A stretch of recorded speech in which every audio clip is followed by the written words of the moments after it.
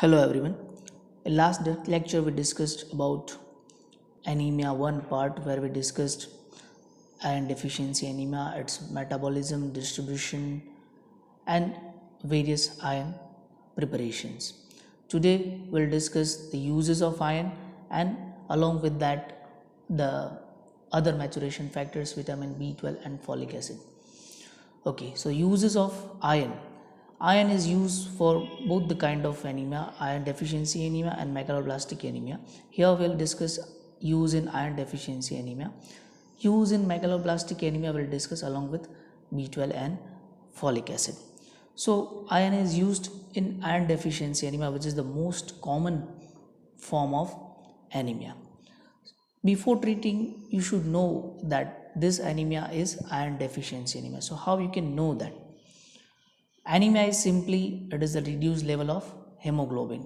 So simply by knowing that hemoglobin is reduced, you cannot diagnose it as iron deficiency anemia, because decreased level in HB can also occur due to other causes of anemia also. So how you can know that this particular anemia is iron deficiency anemia is very important, for which we can use CBC report, that is complete blood count report, which will give you the picture of whole blood counts, and that will help you to know that this anemia is iron deficiency anemia or not, right? So here this you can say it is control and iron deficiency anemia. Obviously the hemoglobin level is low, right? The important factor which guide you whether it is iron deficiency anemia or not, that is this MCV, mean corpuscular volume, that is the size of RBC, that is decrease in case of iron deficiency anemia. That's why this is microcytic anemia, and hemoglobin level is low, so it is known as microcytic hypochromic type of anemia, which is occurring in case of iron deficiency anemia. MCH and MCHC, that is mean corpuscular hemoglobin and mean corpuscular hemoglobin concentration. I hope you know about this too. Must have learned in pathology, right? It shows the hemoglobin concentration within RBC, and it is per unit of volume, hemoglobin concentration per unit of volume. This both are also decreased in case of iron deficiency anemia. So important point to differentiate here iron deficiency anemia from megaloblastic anemia, that we'll discuss later, in which the MCV will be raised because megaloblastic size of RBC will be more due to immaturation. Here it will be low, it will be microcytic hypochromic anemia. So this is how you can differentiate from CBC, right? Now one more thing is here, that knowing CBC report only cannot give you sometime the clear idea about or clear diagnosis about iron deficiency anemia, because microcytic hypochromic anemia can occur in other conditions also. Here you can see these are the causes of all the microcytic anemias. Along with the anemia, iron deficiency anemia, there are other causes: anemia of chronic disease, thalassemia, poisoning, sideroblastic anemia. So these all are the causes of this, all will cause microcytic hypochromic anemia. So again there will be a catch, that in spite of knowing reduce HB level, reduce HB plus reduce MCV, sometimes you cannot differentiate that it is, or you cannot perfectly diagnose that it is iron deficiency anemia.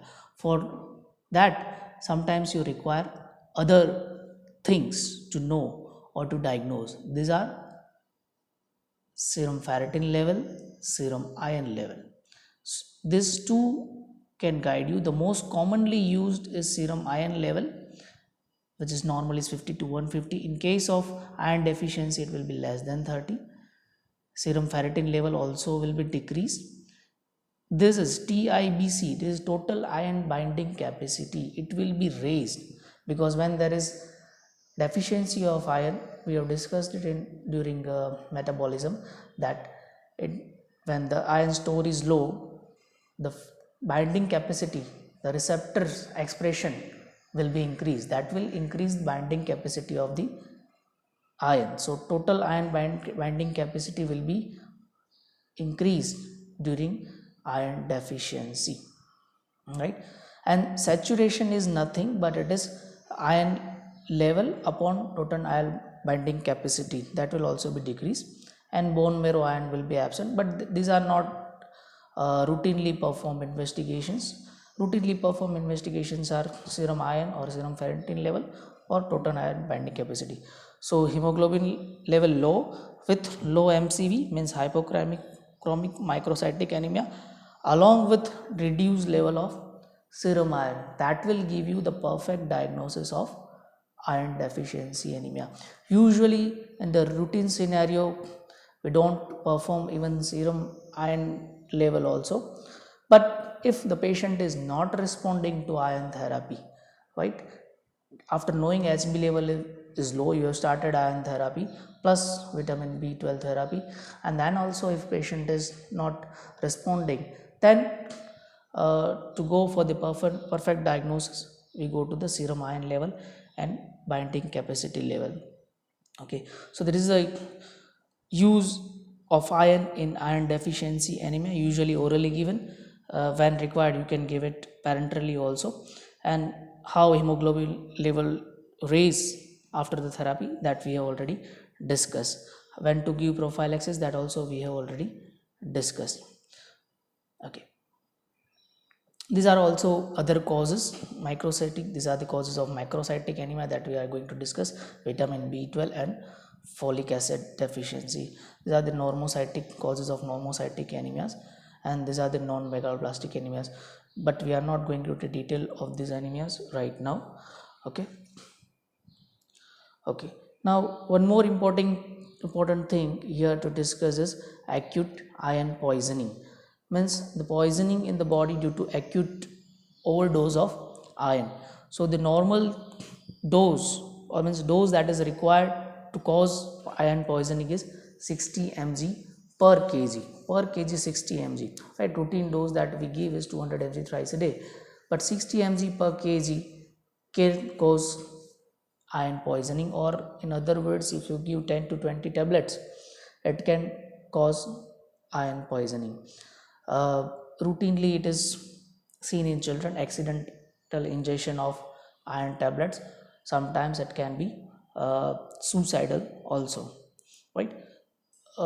After ingestion, patient will develop various GIT symptoms like vomiting, pain, right, acidosis, shock, collapse, depending upon the amount ingested and the time taken, right? In the earlier phases, patient will have lower mild type of symptoms. As the time passes, he will develop more and more severe symptoms. And treatment also, that also depends upon the timing. If earlier treated, it can be easily treated. Okay, so treatment part, before coming to antidotes, the routine, all the measurements or all the intervention that is required in case of poisoning must be done, like uh, you can induce vomiting, or you can perform gastric lavage to prevent further absorption of the iron, or you can give milk which can reduce the absorption of the iron. The antidote for iron poisoning is desferrioxamine. It is a chelating agent which will bind with the iron and chelate it, and it will prevent absorption, and it will, you can say, merely make it inactive. The iron will get inactivated after getting chelating with desferrioxamine. It can be given by both the route, IM as well as IV. IM is the preferable route. You can give it 0.5 to 1 gram, 4 to 12 hourly. Here it can be given, IV can be given 10 to 15 mg per kg per hour. These are the desferrioxamine. Most commonly it is asked in the short questions during exams. Another antidote you can use is calcium meditate and DTPA, but it should be used when desferrioxamine is not available.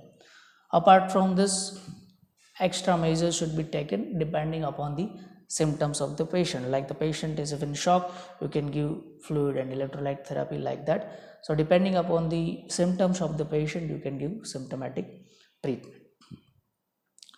So that was all about iron deficiency anemia.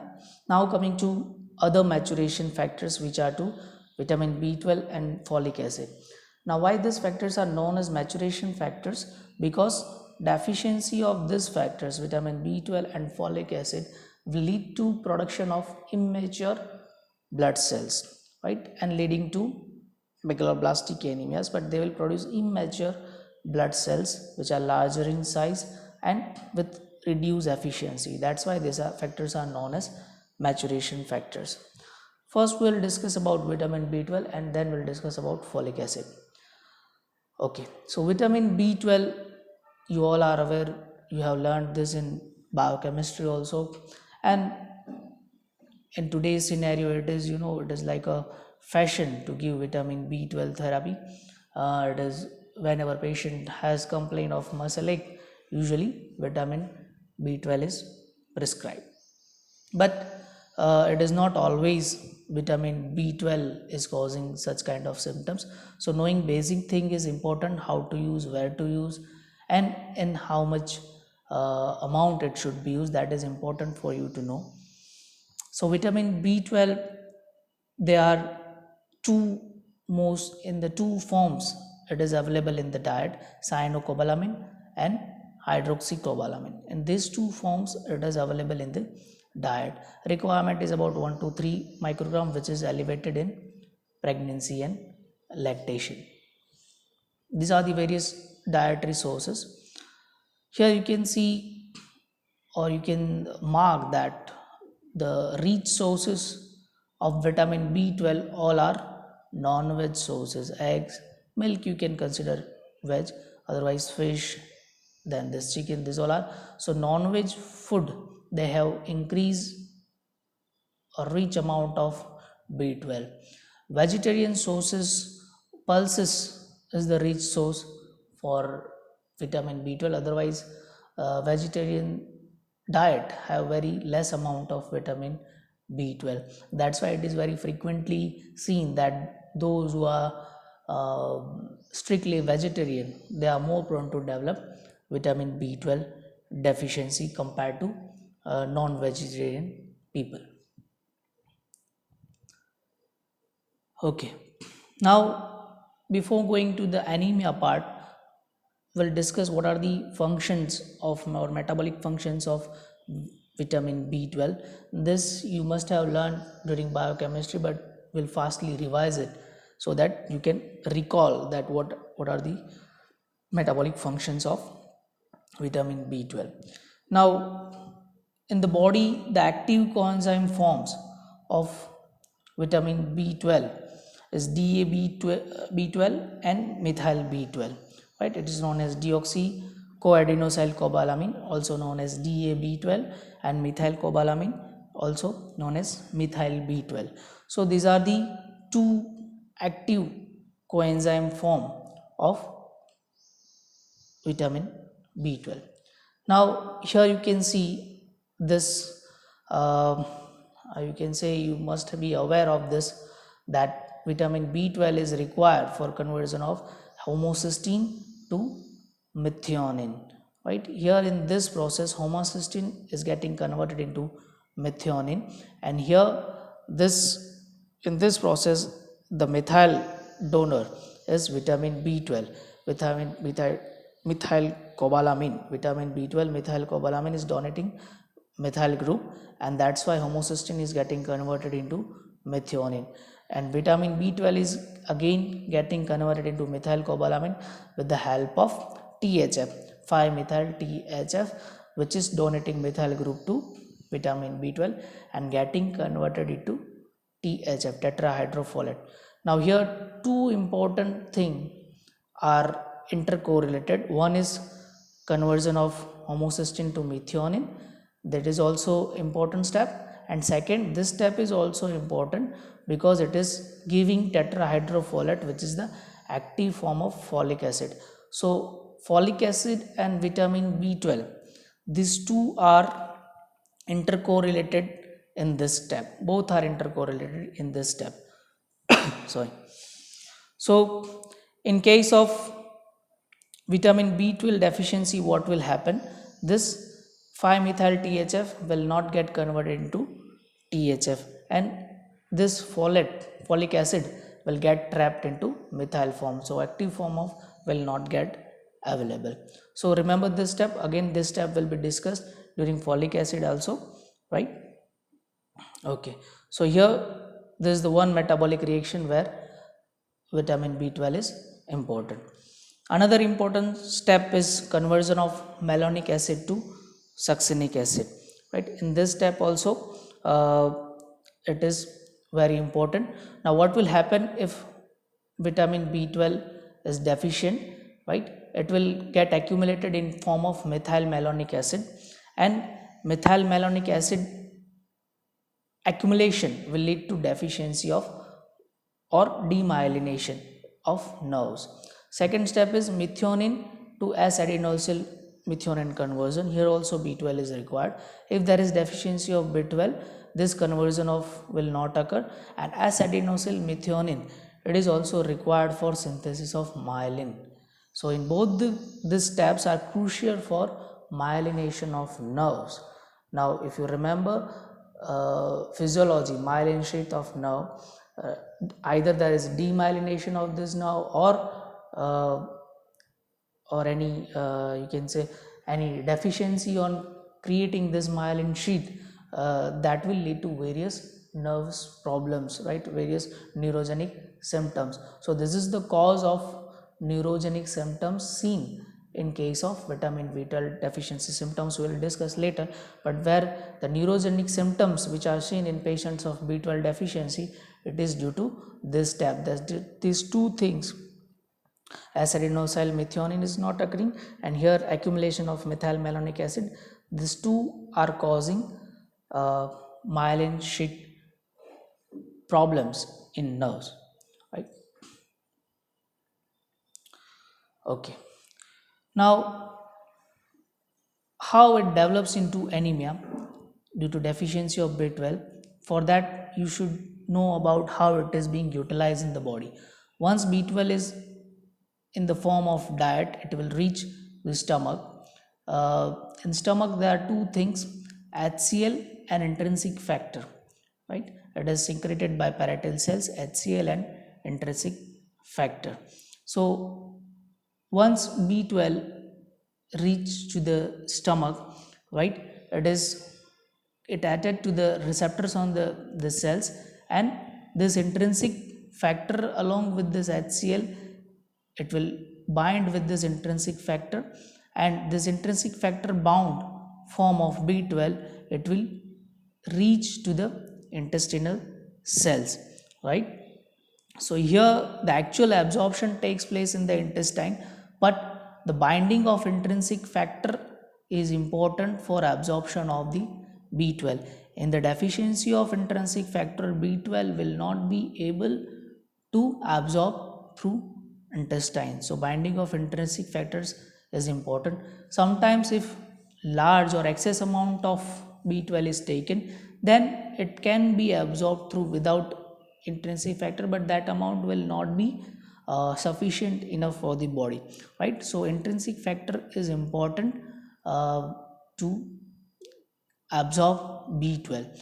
Now after absorption, it will reach into the circulation, where a specific globulin protein is there. It is known as transcobalamin. This transcobalamin is the binding protein, and with the after binding with that, it will reach to the liver. Liver is the, you can say, a major important storage form for the vitamin B12, where almost you can say 70% of this vitamin B12 gets stored. So that is the reason in case of liver disease, the vitamin B12 deficiency is going to happen. It is bound to happen, right? And after reaching here, it will get excreted in the bile, right? And again through enterohepatic circulation, it will get absorbed through the intestine and again enter into the water circulation. That goes continuous, and it is water soluble, so it can get excreted through the urine. Now, in enterohepatic circulation, one important thing is that, as you can see, that it will again be subjected to absorption through intestine. So it is obvious that if the patient is having dietary deficiency, then he will not very easily develop symptoms, because even if deficiency is there, again through the this enterohepatic circulation, some amount will again get absorbed. But if patient is having some uh, problem in absorption, like intrinsic factor deficiency or any problem in absorption in intestine, then he will develop symptoms very fast. Otherwise, if patient is treated one, then with the availability of the storage, uh, he can remain okay for 3 to 4 years without developing any symptoms. But if patient is having vitamin B12 deficiency due to absorption factor, then he will develop symptoms very fast. Deficiency will occur very fast. So that is important to know. Okay, so these are the various causes. One is dietary deficiency that we have discussed. One second cause can be intrinsic factor deficiency, which is known as pernicious anemia, that also you know. Then other various conditions related to stomach or intestine, like various operations or any other inflammatory bowel disease, can lead to deficiency of B12 or malabsorption. But again, when these are the causes, the patient will have very frequent B12 deficiency symptoms. In case of dietary deficiency, he will have the frequency will be less. Right? Okay. Now, what patient will develop? Megaloblastic anemia. First thing, here megaloblastic, the name itself suggests that the size of RBC is more. So, in case of iron deficiency anemia, MCV was less compared to normal. Here, the MCV will be raised. So, HB level low with raised MCV, that will help you to differentiate whether the deficiency or anemia is due to iron deficiency or vitamin B12 deficiency, right? So that is the blood picture with the help of which you can know that this is megaloblastic anemia and it is due to vitamin B12 deficiency. Okay, other symptoms which can occur is glossitis or GIT disturbances can occur. Various neurological symptoms can occur, like neuritis or paresthesia or muscle weakness. Muscle weakness is the very first and most common symptom, right? Other neurological symptoms, paresthesia and memory loss, like that will occur in case of severe type of neurological conditions. But muscle weakness is the very prominent and the very initial symptoms that results once the neurological manifestation start, and that can occur at the very early stage also. Okay, so these are the various manifestations seen. Now, coming to the preparations which are available, the most common form which are available in the treatment part is cyanocobalamin and hydroxycobalamin. These are the two more common. Hydroxycobalamin is very having high protein binding capacity. So for the parenteral preparation, hydroxycobalamin is preferred compared to cyanocobalamin, right? Otherwise, both can be given. Doses, you can say, for the treatment part, if the patient is having intrinsic factor deficiency or problem related to absorption, then the only option is parenteral, right? You cannot give oral in that form because absorption is deficient. So in that case, parenteral and hydroxycobalamin is preferred. Various regimes are available in the different countries. Here in India, usually it is practiced that usually in the first week they give 3 to 4 dose of intramuscular injection on alternate days. Then weekly base 3 to 4 injection, and then for 1 to 2 months monthly base, right? This is the regime that is practiced in India, and usually 1 mg is injected in each time. Prophylactically, if you want to give, you can give 3 to 10 microgram daily in the persons who are prone to develop deficiency. This form methylcobalamin, it is active coenzyme form, methyl form, and you can give you can say 500 microgram to 1500 microgram per day, right? And it is usually preferred in the neurological patients, and it is available in the various nutritional preparations also, where nutritional preparation vitamin B12 is included in nutritional preparations. So these are the various preparations where you will use. There are two parts. It can be used to treat deficiency and along for the prophylaxis also, right? Deficiency part, where you can give this vitamin B12. Usually vitamin B12 alone is not given, because you can differentiate megaloblastic anemia from the iron deficiency anemia, but this megaloblastic anemia is due to vitamin B12 deficiency, or it is due to folic acid deficiency, that you cannot differentiate. That is because of the interconnected step that we have seen from the conversion of homocysteine to methionine.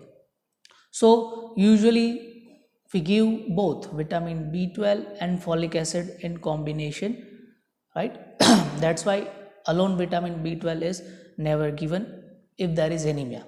If there are neurological factors and B12 deficiency only is proven, then only you can give alone B12.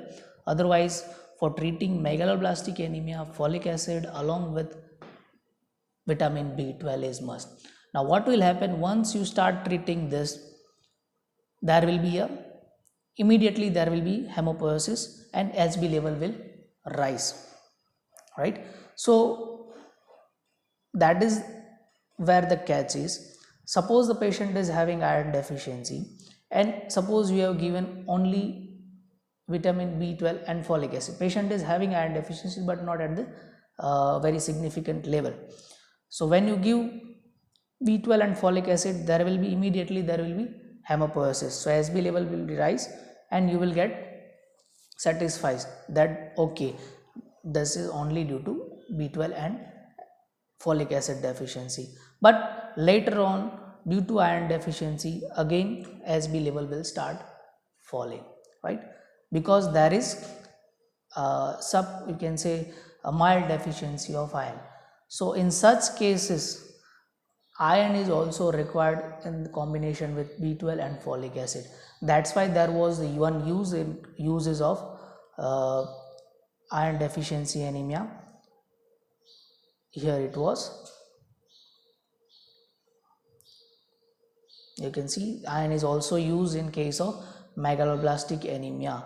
So after brief hematopoiesis also, if further improvement is not occurring, then you should also give iron along with B12 and folic acid. Okay, so these are the uses in case of deficiency anemia.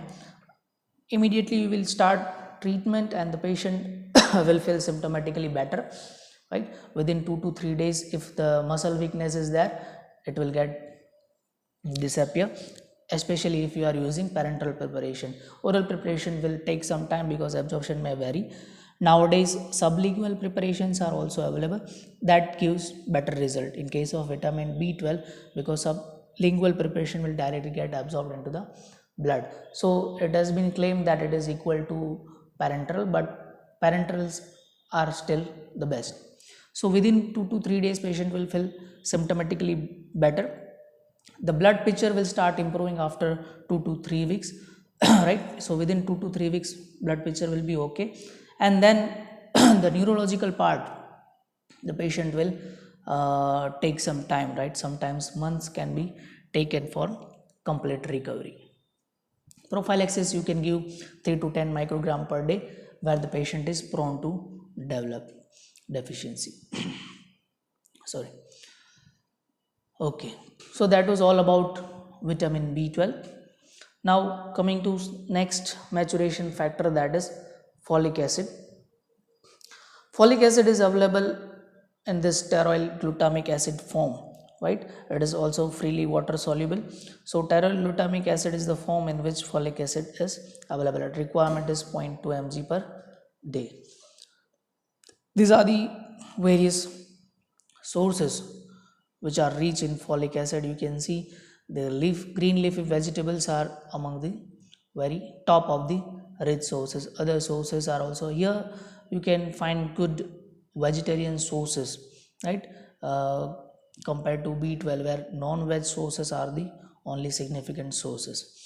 Important thing is milk is poor source of folic acid, right? Other sources, vegetables, green leafy vegetables are most important sources. Okay, here before going to the preparations and treatment part, utilization of folic acid, how it is being absorbed into the blood, right?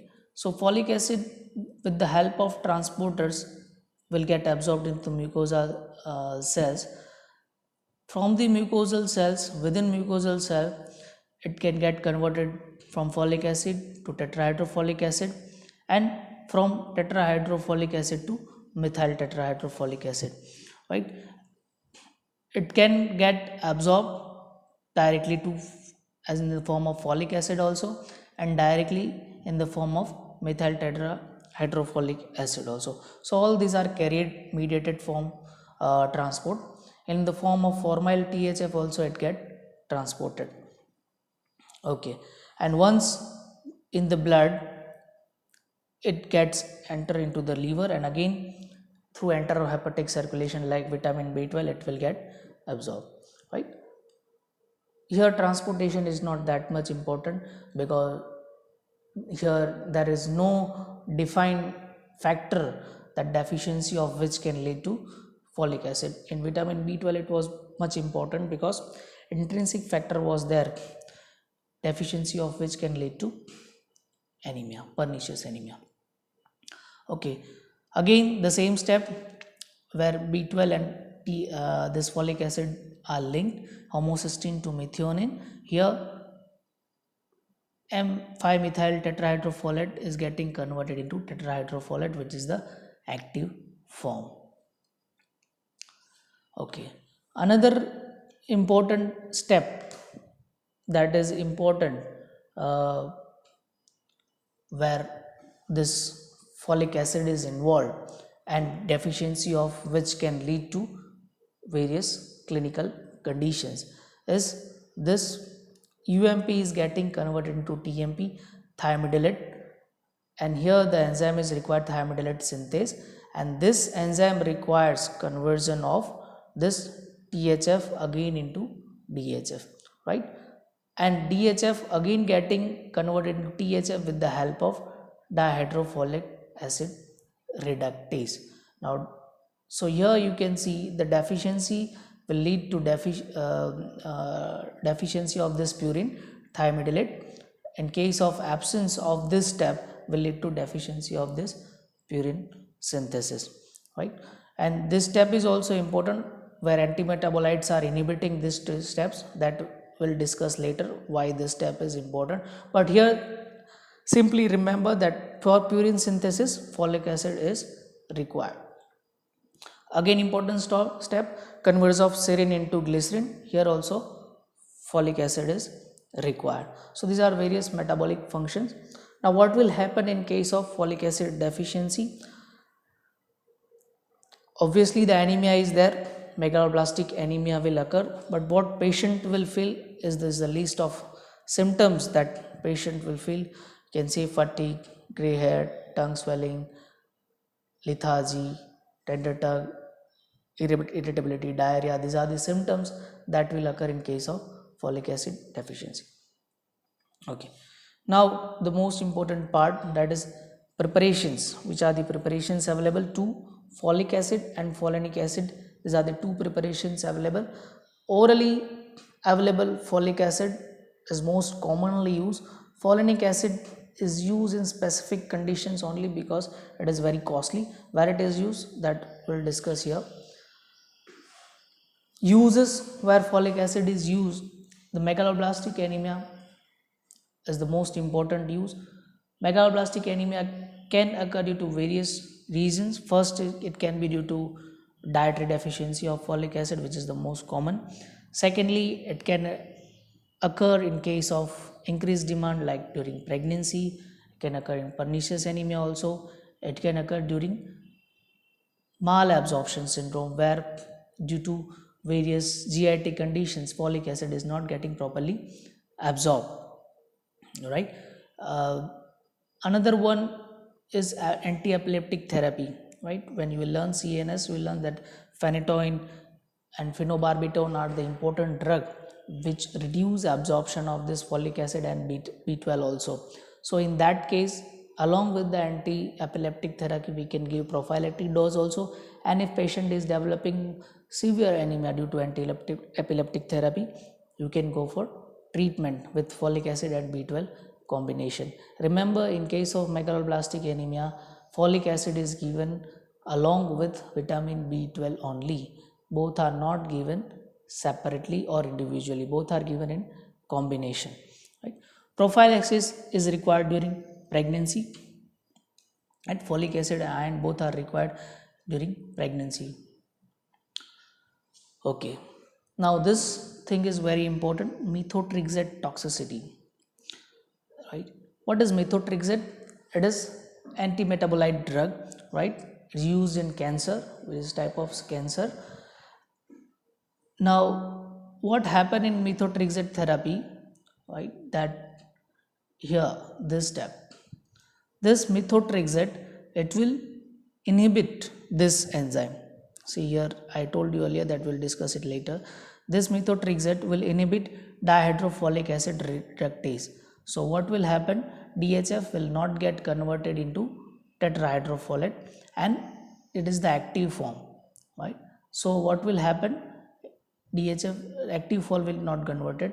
So patient with methotrexate therapy, it will develop deficiency of folic acid. So here the treatment with folic acid is must, right? So methotrexate therapy is the important indication for giving folic acid treatment, right? But the important thing here is that whether you should give uh, in the form of folic acid or folinic acid. Folinic acid you can give right, because what will happen that if you give folic acid, what will happen, if you understand this step, if you give folic acid, what will happen, it will need to be reduced by this enzyme, right, which is being inhibited by antimetabolite, which is methotrexate. So here the important thing is do not give folic acid but to give folinic acid, which is not required to get reduced by dihydrofolic acid reductase, right?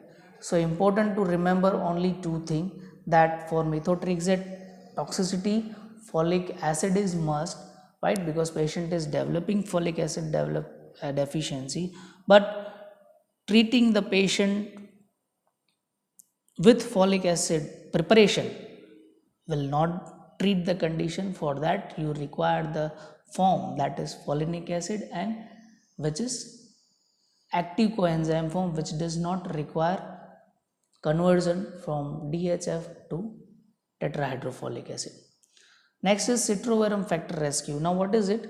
In this rescue we give simultaneous infusion, right? Here we give folinic acid after deficiency. Here in rescue we give simultaneous infusion, means at the same time giving methotrexate, after 1 hour we give IV folinic acid, right? So it will prevent deficiency of folic acid.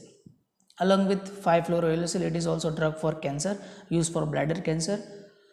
For that also you can give tetrahydrofolic acid, because uh, here you can see this step, right, it is inhibiting this step, so that also require folic acid. So these are the indications of giving folic acid. So that is all about these two maturation factors, folic acid as well as vitamin B12. Both leads to the form of anemia that is known as megaloblastic anemia, and for treating that you require combination of both, and sometimes along with the iron if it requires. Along with that, both B12 as well as folic acid have their separate uses also, that also you have to remember. One more hormone is there which is associated with protein, means this anemia. Will not discuss this in much detail, but sometimes it can be asked in short question. So it is hormone which is essential for normal erythropoiesis, and it is secreted by kidney. So what happens that kidney responds to the decreased level of hemoglobin as well as decreased oxygen carrying capacity of blood. So whenever there is decreased HB or decreased HB carrying oxygen carrying capacity, it will sense that and it will start secreting this hormone that is known as erythropoietin. Now what this hormone will do, it will stimulate directly erythropoiesis from the bone marrow, right? It induces erythropoiesis, and directly from the root of the origin it will stimulate erythropoiesis. So there are two formulations, apoietin alpha and beta and darbepoetin. These both formulations are available, and they are indicated when anemia is due to renal failure, means not due to nutritional factor deficiency, but anemia is due to when there is kidney failure, there will be decreased erythropoietin secretion, and that leads to anemia. So to treat that we require this type of formulations, which are human recombinant form of naturally available erythropoietin also. So they are used for that. And that what is the indication that when the anemia is due to decrease due to renal failure, in that conditions patient will require frequent blood transfusion, right? Because erythropoiesis is not occurring from the root itself. So in that patients, to reduce the frequency of blood transfusion, this formulations are helpful. They can be given in the weekly basis depending upon the severity of hemoglobin, right? Darbepoetin is comparatively longer acting, right? Half life is more, that is the only difference between three. Both are normally safe, except that due to erythropoiesis process they will increase the viscosity of the blood, and that can generate to some side effects. Otherwise both are safe. So that completes the whole topic, right? We have seen iron deficiency anemia, then deficiency of vitamin B12 and folic acid, and what are the various uses, and the brief introduction or brief discussion about erythropoietin. Hope you have learned something from this. The formative assessment will be uploaded within 1 to 2 days. Thank you.